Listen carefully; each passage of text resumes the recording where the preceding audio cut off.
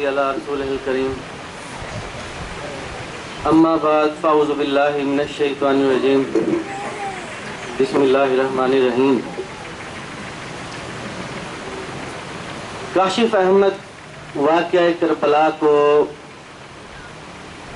تسلیم و رضا، جس کو ہم مقام رضا بھی کہتے ہیں، اس تناظر میں واقعہ کربلا کو بیان کر رہے تھے۔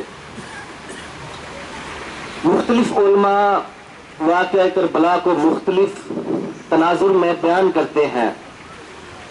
آج ہم واقعہ کربلا کو مقام رضا کے تناظر میں ہی دیکھتے ہیں۔ مقام رضا کیا ہے؟ مقام رضا کی مختلف اولیاء نے مختلف سٹیجز بیان کی، اس کی مختلف تعریفیں کی، لیکن جب ہم ان سب کو ملا کے دیکھتے ہیں تو اس کے 3 جز بنتے ہیں، 3 اس کی سٹیجز بنتی ہیں۔ اس میں جو پہلی سٹیج ہے وہ یہ ہے ترک الاختیار قبل القضاء، کہ جو بندہ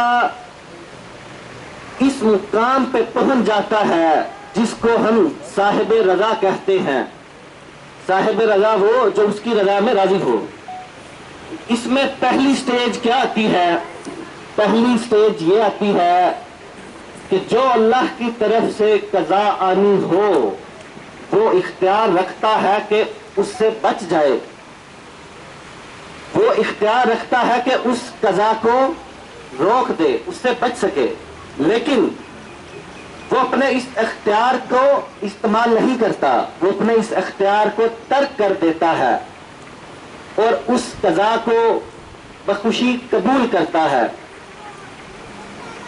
پھر اس میں دوسری جو سٹیج ہے، دوسرا مرحلہ مقام رضا میں جو آتا ہے وہ یہ ہے سرور القلب بالقضاء، کہ جب قضا آ چکی اب اس سے جو تکلیف شروع ہوتی ہے تو وہ اس کا سرور محسوس کرتا ہے، وہ شکوہ نہیں کرتا، وہ اس ٹائم آہیں نہیں بھرتا۔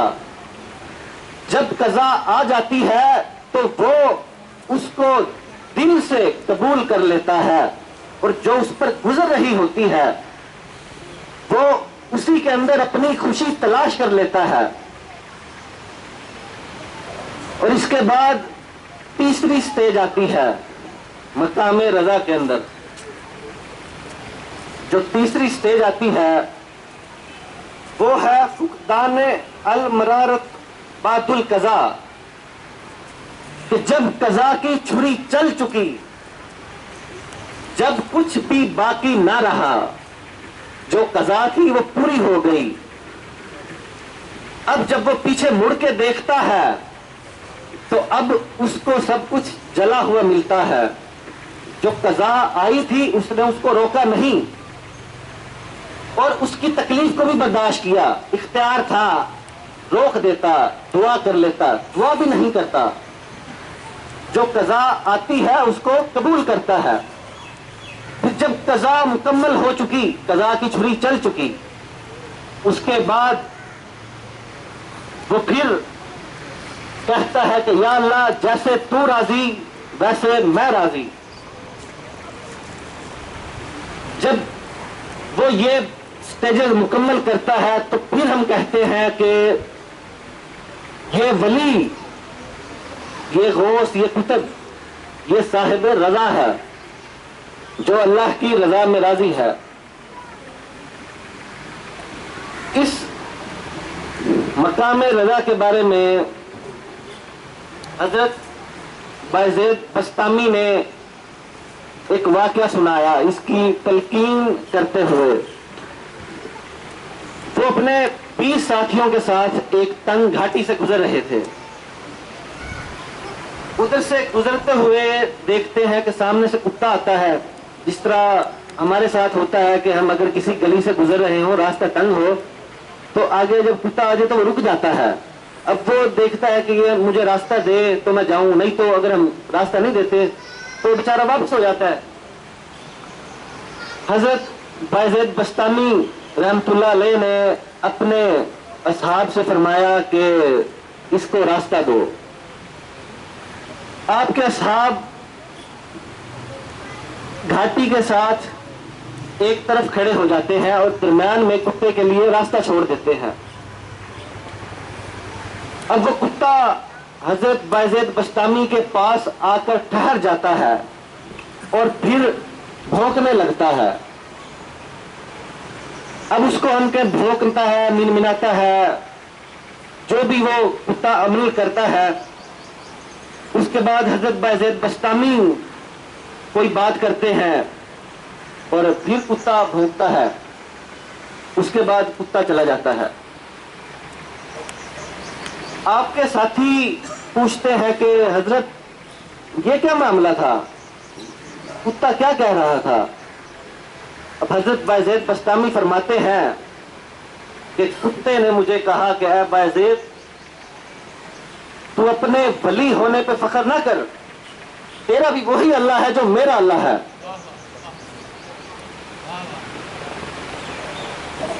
اس کے بعد کتا کہتا ہے کہ اے بائزید، جب میں کتا ہونے کے باوجود اپنے مالک سے راضی ہوں تو لوگوں کو کیوں نہیں کہتا کہ وہ اپنے مالک سے راضی ہو جائیں؟ وہ تو اشرف المخلوقات ہیں۔ حضرت بائزید پوچھتے ہیں کہ تو کتا ہے، تو کس وجہ سے راضی ہے؟ اب وہ کتا کہتا ہے کہ بائزید، میں اس وجہ سے راضی ہوں کہ اس نے اپنی مرضی سے مجھے کتا بنایا ہے۔ میں اس وجہ سے راضی ہوں کہ اس نے چاہا کہ میں کتا بنوں اور میں کتا بنا، تو میں اس پہ راضی کیوں نہ ہوں کہ وہ مجھے کتا بنانا چاہتا تھا، تو میں اس کی مرضی میں راضی ہوں۔ میں اپنی مرضی سے وجود میں نہیں آیا، جب میں اس کی مرضی سے ایسا بنا ہوں تو پھر مجھے راضی ہونا چاہیے۔ اب یہ مقام رضا وہ مقام کہ جس مقام پہ بڑے بڑے اولیاء ڈول جاتے ہیں، بڑے بڑے جو بزرگ ہوتے ہیں وہ یہاں ڈول جاتے ہیں اور اس مقام سے گر جاتے ہیں۔ حضرت امام حسین نے جو کربلا میں کر کے دکھایا، وہ آنے والے سب اولیاء کے لیے انہوں نے ایگزامپل سیٹ کی۔ اس کی میں آپ کو 2-3 واقعے سناتا ہوں کہ کیسے ڈول جاتے ہیں اور مقام رضا پہ کیسے راضی رہا جاتا ہے۔ نعرہ تکبیر، نعرہ رسالت، نعرہ حیدری، شان اہل بیت، ذکر مولا حسین۔ امام نبہانی کی کتاب جامع کرامات الاولیاء میں وہ واقعہ بیان کرتے ہیں شیخ احمد شربینی رحمت اللہ علیہ کا۔ شیخ احمد شربینی رحمت اللہ علیہ اس کیفیت سے گزر رہے تھے مقام رضا کی۔ اب ان کا ایک بچہ تھا، ایک ہی بیٹا، وہ بیمار ہو جاتا ہے۔ اب وہ دیکھ رہے ہیں کہ قضا آ چکی ہے، اب وہ اس کو قبول کر لیتے ہیں، دعا نہیں کرتے کہ اے اللہ میرے اس بیٹے کو ٹھیک کر دے۔ وہ دیکھ رہے ہیں کہ مالک تیری مرضی ہے کہ بیٹا بیمار ہو، اب آگے کا بھی انہیں پتا ہے کہ نا کیا ہوگا بیٹے کے ساتھ۔ اب قضا آ چکی، ان کی بیوی بار بار کہتی ہے کہ حضرت ایک دفعہ بچے کو دیکھ لیں، بچے کے لیے دعا کر دیں۔ وہ کہتے ہیں کہ نہیں، مالک یہی چاہتا ہے تو میں کیوں دعا کروں جب وہ یہی چاہتا ہے؟ اگر دعا کریں گے قبول ہو جائے گی، لیکن اس مقام سے گر جائیں گے۔ اب حضرت کیا کرتے ہیں، ٹھہر جاتے ہیں، ابھی قضا آئی ہے۔ اب قضا کا عمل شروع ہو گیا، بچہ بیمار اور موت کی طرف جانے لگتا ہے۔ پھر جب قضا کا وقت آ جاتا ہے کہ اب قضا نے پورا ہونا ہے، قضا کی چھری نے چلنا ہے، اسرائیل آ جاتا ہے روح قبض کرنے کے لیے۔ اب اس کی بیوی کو اور تو کچھ سمجھ میں نہیں آتا بچے کی حالت دیکھتے ہوئے۔ ان کی بیوی کیا کرتی ہیں، وہ بچے کو اٹھا کے حضرت کی گود میں ڈال دیتی ہیں کہ اگر ایک نظر دیکھ لیا تو بچہ ٹھیک ہو جائے گا، کہ شاید دل کے کسی گوشے کے اندر باپ کی جو محبت ہے وہ غالب آ جائے۔ اب حضرت اسرائیل علیہ السلام ہاتھ ڈالتے ہیں روح قبض کرنے کے لیے، بچہ چیخ مارتا ہے۔ حضرت اسرائیل کو کہتے ہیں، اسرائیل لوٹ جا، دیکھ لوح کے اوپر حکم تبدیل ہو چکا ہے۔ اسرائیل دیکھتا ہے حکم بدل گیا، اسرائیل واپس چلا گیا، لیکن وہ ان کا مقام نہ رہا، اب تو صاحب رضا نہ رہے، اس مقام سے گر گئے، اپنی مرضی چلا لی نا۔ اسی طرح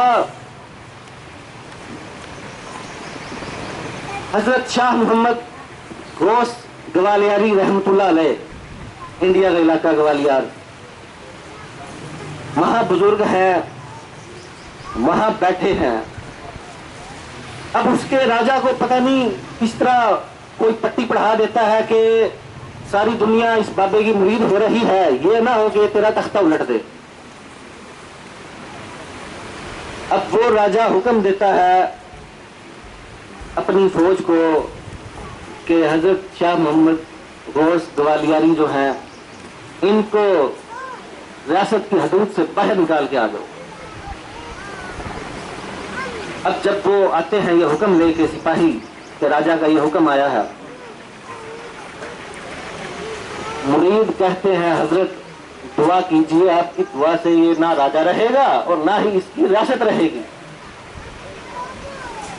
اب وہ کہتے ہیں کہ اگر دعا کر دوں تو ایسا ہو جائے گا، لیکن جو میرا یار ہے، جو میرا مالک ہے، وہ ایسا نہیں چاہتا، وہ چاہتا ہے کہ یہاں سے ذلیل ہو کے نکلا جائے۔ سامان باندھ لیا جاتا ہے، سارے مرید وہاں سے نکلتے ہیں، آپ بھی گھوڑے پہ بیٹھے ہیں، آپ کی ایک نواسی 5 6 7 سال کی وہ پیچھے بیٹھی ہوتی ہے۔ جب گوالیار کی سرحد سے باہر آ جاتے ہیں، اب وہ 250 300 سپاہی، آپ کے ساتھ بھی مرید تھے بے شمار، اب جو وہ سپاہی تھے وہاں ان کی نیت خراب ہو جاتی ہے، وہ کہتے ہیں سرحد سے باہر آ چکے ہیں، حکم یہی ہے ان کو باہر نکال دو، اگر ان کو لوٹ لیا جائے یا کس کو شکایت کریں گے، واپس اندر آ نہیں سکتے، کیا کر سکتے ہیں، کچھ بھی نہیں۔ وہ ادھر حملہ کر دیتے ہیں ڈاکوؤں کی طرح، وہ سپاہی لوٹنا شروع کرتے ہیں، قتل و غارت شروع ہو جاتی ہے۔ اب حضرت غوث محمد گوالیاری اب وہ دیکھ رہے ہیں اور چپ ہیں، کیوں؟ حکم یہی ہے کہ ایسا ہونا ہے۔ اب ان کو اختیار بھی دیا جاتا ہے، جب وہ مقام رضا کے اوپر آتے ہیں تو پھر انہیں پرواہ نہیں ہوتی، چاہے اسے خود حکم دے دیا جائے کہ شہر کو آگ لگا دے، وہ لگا دے گا، سارے مر جائیں، اسے کوئی پرواہ نہیں ہوگی۔ اب سپاہی لوٹ مار کرتے ہوئے آپ کی جو پیچھے نواسی بیٹھی تھیں دیکھتے ہیں کہ انہوں نے کانوں میں بالیاں پہنی ہیں۔ لوٹ مار میں پھر مطلب کیسی احتیاط اور کیسے قانون کے تقاضے، انہوں نے کہاں اتارنی تھی بالیاں، انہوں نے ہاتھ مار کے چھین لی اور کان کی جو لو تھی نا وہ بھی بالیوں کے ساتھ ہی کٹ گئی، خون کا فوارہ نکلتا ہے، وہ بچی چیخ مارتی ہے۔ ان کے پاس چھڑی تھی جس سے وہ ساتھ رکھا کرتے تھے۔ اب وہ معاملہ برداشت سے باہر ہوا انہوں نے چھڑی گھمائی اور ساتھ ہی 200-250 سپاہی ان سب کے سر کٹ کے زمین پہ گر گئے. اتنی بڑی کرامت صادر ہو گئی. دیکھنے میں ایک ہی چھڑی ایک دفعہ گھمانے سے اتنے لوگوں نے سر کاٹ دیے. اتنی بڑی کرامت صادر ہو گئی، لیکن وہ مقام رضا سے گر گئے کہ جو مرضی تھی مالک کی اس میں راضی نہ رہا. اسی طرح نعرہ تکبیر، نعرہ رسالت، نعرہ حیدری، شان اہل بیت، ذکر مولا حسین. ایک اور بزرگ، ان کا نام بھی مولانا غوث محمد علی شاہ، وہ پانی پت کے رہنے والے تھے. وہ فرماتے ہیں کہ میں بچہ تھا اور اپنے والد کے ساتھ سفر کر رہا تھا. راستے میں کیا دیکھا کہ 2 مجذوب زمین پہ لیٹے ہوئے ہیں. ایک شخص ان کے اوپر جلتے ہوئے انگارے ڈال دیتا ہے دونوں کے اوپر. ایک مجذوب کے کپڑوں کو آگ لگ جاتی ہے اور اس کا جسم جلنا شروع ہو جاتا ہے، جبکہ دوسرے مجذوب کے کپڑوں کو بھی آگ نہیں جلاتی. کوئلے اوپر ہیں، آگ جل رہی ہے، کپڑوں کو بھی آگ نہیں جلاتی. اور دوسرے مجذوب کے ساتھ یہ حال ہے کہ اس کا جسم جل کے چربی پگھلنا شروع ہو گئی ہے. تو اب ان کے جو مرشد تھے، والد تھے، وہ پوچھتے ہیں بیٹا بتاؤ ان میں سے کامل کون ہے؟ وہ کہتے ہیں کہ میں بچہ تھا، میں نے کہا حضور جس کے جسم کو آگ نہیں جلا رہی، جس کے جسم کو کوئلے نہیں جلا رہے وہ کامل ہے. آپ نے فرمایا نہیں، کامل وہ ہے جو جل رہا ہے، اس نے قضا کو قبول کر لیا ہے، اس نے اپنا وہ اختیار جو تھا وہ استعمال نہیں کیا. جب ہم اس تناظر میں کربلا کے واقعے کو دیکھتے ہیں تو وہ سارا واقعہ حضرت امام حسین علیہ السلام چلے، نبی پاک نے پہلے سے بتایا ایسا ہوگا، نشان لگا کے بھی بتائے یہاں فلاں گرے گا، یہاں فلاں گرے گا، یہاں میرا حسین گرے گا. اب وہ سارے اس سکرپٹ کے اوپر عمل کرتے ہوئے وہاں سے چل رہے ہیں. جو حضرت امام حسین کے ساتھ جو قافلہ تھا، اس پورے قافلے میں ہر شخص صاحب رضا ہے، ہر ایک کو پتا ہے کیا ہوگا. کوئی ایک بھی دعا نہیں کرتا. نہ حضرت امام حسین کو کہا جاتا ہے کہ حضرت دعا کریں، نہ ہی حضرت امام حسین علیہ السلام دعا کرتے ہیں. ادھر دیکھیں کہ اختیار کا کیا علم ہے. ولی کرامتیں دکھا دیتے ہیں، کوئی کچھ کر دیتا ہے، کوئی کچھ کر دیتا ہے. تو ان کے اختیار کا کیا علم ہوگا؟ امام حسین علیہ السلام کا اختیار. اور پھر جب قضا آتی ہے، قضا بھی ایسی کہ نہ کبھی پہلے کسی پہ آئی اور نہ ہی کوئی اس قضا کو جھیل سکتا ہے. اور جب قضا آتی ہے، قضا کی چھری چلتی ہے، تو پھر اس مقام رضا کو دیکھیں، ادھر اختیار دیکھیں. اگر دل میں خیال آ جاتا یزیدی لشکر تباہ ہو جاتا، کچھ بھی نہ بچتا. لیکن ادھر رضا کو دیکھیں.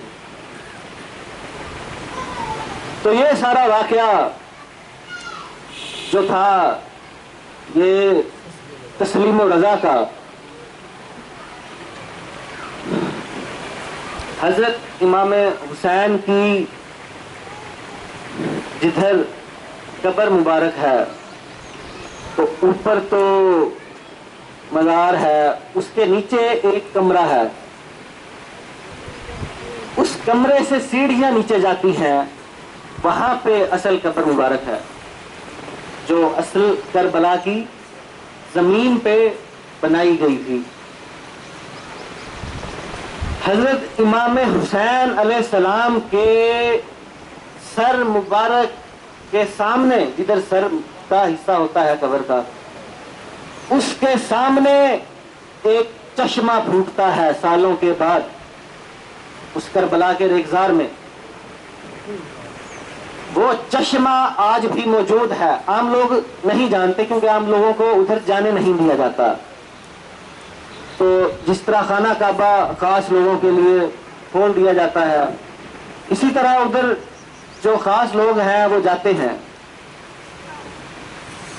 وہ چشمہ جو قبر مبارک کے گرد اس کا پانی طواف کرتا ہے، اور پانی بھی کتنا، اتنا کہ بندے کی جو 6 فٹ کا بندہ ہو اس کی چھاتی تک آئے، اس میں سے چل کے، اس میں سے تیر کے جانا پڑے گا قبر مبارک تک. وہ پانی صدیوں سے موجود ہے. نہ ہی کوئی نکاسی کا سسٹم ہے، نہ ہی کوئی دیوار گری ہے، اور نہ ہی پانی میں بو پیدا ہوئی ہے. تو یہ چشمہ صرف اس لیے آیا تاکہ ہمیں پتا چلے کہ مجبور نہیں تھے. اگر چاہتے آپ ایک پاؤں مار دیتے، ہزاروں چشمے ادھر سے ابل پڑتے. حضرت اسماعیل علیہ السلام کی طرح اگر حضرت علی اصغر ہی ایڑی مار دیتے، چشمے ابل پڑتے. لیکن سبق کیا دینا تھا؟ سبق یہ دینا تھا کہ مالک کی تسلیم و رضا میں راضی رہا جائے. ہم اس مقام کی گرد کو بھی نہیں پا سکتے، لیکن کیونکہ یہ وہ مقام ہے کہ جو اولیاء ہیں وہ صبر کے مقام پہ قائم رہ جاتے ہیں، توکل پہ قائم رہ جاتے ہیں. لیکن جب مقام رضا کی بات آتی ہے تو بڑے بڑے اولیاء ڈول جاتے ہیں. لیکن ہم اتنا تو کر سکتے ہیں کہ جب مالک کوئی تکلیف دے، جب ہم کوئی دعا کریں اور وہ پوری نہ ہو، تو اس تناظر میں دیکھتے ہوئے ہم صبر تو کر سکتے ہیں. ہمارا تو یہ عالم ہوتا ہے کہ 1 منٹ کے اندر کیا اللہ کیا مرشد، کچھ بھی نہیں، دونوں سے ہی شکوہ شروع ہو جاتا ہے اور ہم صبر بھی نہیں کر سکتے. اللہ تعالی ہمیں صبر کی توفیق عطا فرمائے. آمین.